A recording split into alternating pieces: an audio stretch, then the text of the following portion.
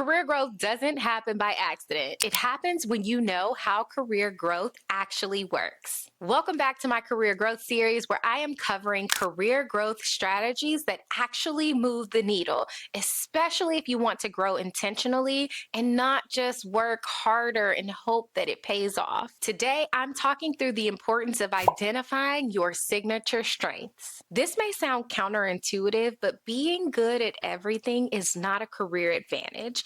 The fastest growing professionals I know are not the most versatile. They're the clearest. They are known for a few key things and they are trusted because of it. I want to start with a real example. So, I have recently been keeping my natural hair out more. For those of you who are OGs with the channel, you know that I used to always keep the braids, keep protective styles, but more recently, I've been letting my natural hair out and I've been going with the silk press and I'm liking her. I'm liking her. But before I landed on a stylist to actually do my silk press, the research was on. And you better believe I was searching for someone who specialized in natural hair care. And while there were many people out there who offered silk presses, guess what? I myself am a video searcher. So I am going to look on Instagram. I'm going to search the hashtags. I'm going to look for pictures where I can see movement and body in the silk press because if it ain't got the body yada yada, I don't want it. And so through my searches, I was able to find my natural hair care stylist who is now responsible for my silk press. And so this is a really simple example of how we seek out specialists when things are important to us. The same thing is true for the leaders of your business. When they have important projects, when they have important tasks that need to be done, they are not looking for the person who can do everything under the sun. They are looking for the person they are going to trust to solve the specific problem at hand. When leaders think of you, something should come to mind quickly. In fact, something does come to mind quickly, whether you want it to be what it is or not. Like something is coming to mind. And so you need to be intentional about shaping what it is that you are known for. If you were to interview people that I work closely with, I can guarantee you that the word clarity is bound to come up. And that's because I've been super intentional about building a personal brand that is known for establishing clarity. As someone who likes to excel at everything, I quickly learned that that was hurting me more than it was helping me. Trying to be the number one Jill of all trades is the fastest path to burnout. It's the fastest path to confusing others around you about what they should actually come to you for. And it's just not practical. Having signature strengths create clarity around your value, position you for the right opportunities, and make it easier for others to advocate for you. As I mentioned, I like to excel at everything, so I too fell into the high performers trap early on. You know, the one where you're smart, adaptable, reliable, and so you just keep expanding and expanding and expanding, and suddenly your role is this Frankenstein blend of all of the things because you've been patching all of the holes within the team. I am here to warn you that career growth does not come from being endlessly useful.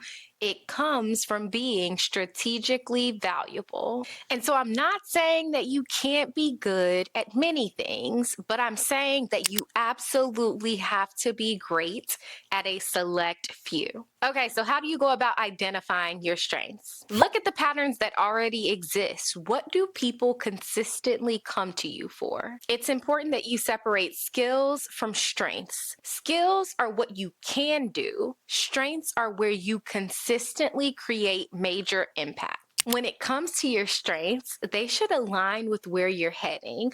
They should support your next chapter as well as your current one. I tend to see this break down the most in the transition from an individual contributor role to a manager role. And the reason being is that when you are an individual contributor, you are focused on executing. You are trying to do as well as you can in executing the tasks in front of you. When you move into a people management role, you are a lot less hands on in the tasks that you once were before. So, if you only build up all of your strengths in executing, you are in for a rude awakening if you do decide to take on a manager level role. Because what I say this a lot, this is going to be a lot in this series. Mark my words, probably every video I will say that what got you here won't get you there. When we are talking about career growth, things that worked in one season won't necessarily be the things that work in the next season. But as you are intentionally identifying these signature strengths, if you know that your ultimate goal is to become XYZ, I want you to think strategically about the things that you consistently do well and create major impact that will go with you. Okay, and so once you identify them, it's time to reinforce them. You need to name them specifically in conversations or presentations that you do at work. And so I mentioned earlier how my coworkers will likely use the term clarity as a top 3 word to describe me. And it's because many times I will drop it in one-to-one conversations. One of the phrases that I commonly say is clarity is the name of the game. And so I always like to start with why before I move into the what or move into the how. I will also say things like that in my presentations. I will be crystal clear. That's also something that they will say. I do say that one too much. Crystal clear. I will be crystal clear with them that I am starting with the why because I feel like the why is the most important part. If I can get everyone to agree to the why it's important, the what and the how becomes so much easier. And so, because I am constantly naming it by using words like clear and clarity, it's naturally a word that they think of now when others ask them about me. The other thing you want to do is weave them into your brand document. So, your resume, your LinkedIn, if you're writing a cover letter, you want to make sure that those strengths are on display. Lastly, you want to use them as a strategic filter for time use. When new opportunities come your way, you want to ask yourself, does this opportunity align with my top 3 strengths? Okay, so if I was going to summarize that all, I would say you don't need to be known for everything. You need to be known for something meaningful.